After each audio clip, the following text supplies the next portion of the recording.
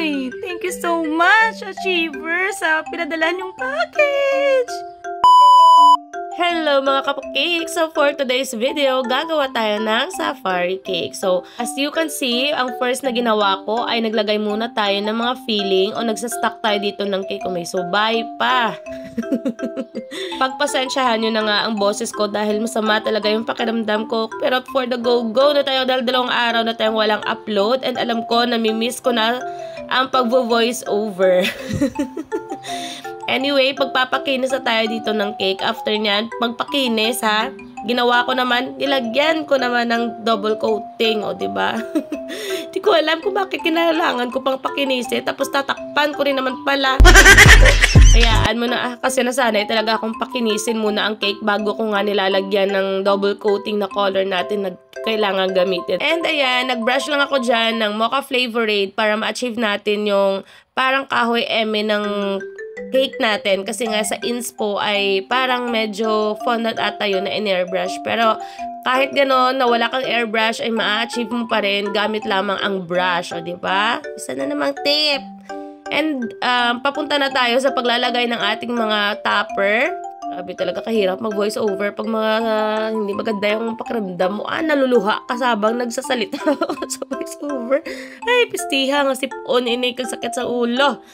And syempre, itong order na to ay nung nakaraan pa actually, pero hindi ko siya ma-edit kasi medyo nabibisi nga tayo. At ito na nga ang ating final look ng ating cake. Maraming salamat Sir Kiel Patrick sa pag-order at isa rin siya sa mga nagsisimulang event stylist ngayon dito sa aming lugar.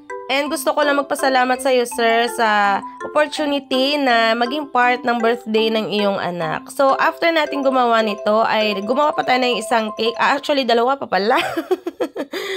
And itong cake na to ay isa sa mga pinakamagandang nagawa kong christening cake na panglalaki kasi napaka-minimalist niya lang pero napakalinis ng naging outcome niya para sa akin to ha. Huwag kayong judgmental, basta isa to talaga sa pinaka-favorite kong na nagawa ko. And sa mga nagtatanong kung ano pong ginamit kong frosting dito, ACC po na whipping cream yung gamit ko dito. Isa po yun sa mga pinakamabangong frosting at napakasarap talaga naman. And alam nyo ba na wala ka na kailangang ihalo na kahit anong mga powder, kundi tubig lamang po at lilitaw na ang kanyang pagiging magical. Charot, magical!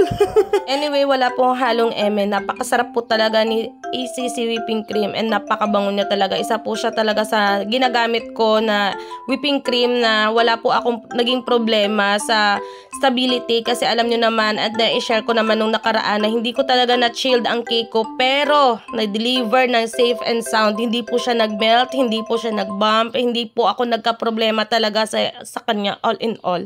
At ito ng ating pangatlong cake, stripe ito guys. So isa to sa mga pinakamahirap na gawin talaga sa aming mga baker. Kasi naman sis, kung nakikita, nag-spread out talaga yung kulay, navy blue sa white. Pero for the go, na-achieve ko naman yung gusto ng ating customer. And thank you so much Ma'am Joanner sa pag-order nitong 2 cake. Thank you so much Ma'am sa pag-trust sa akin. Oy, charot lang. Binili ko to. Pa-practice lang ako guys kung paano kiligin pag pinadalahan na tayo ng PR package.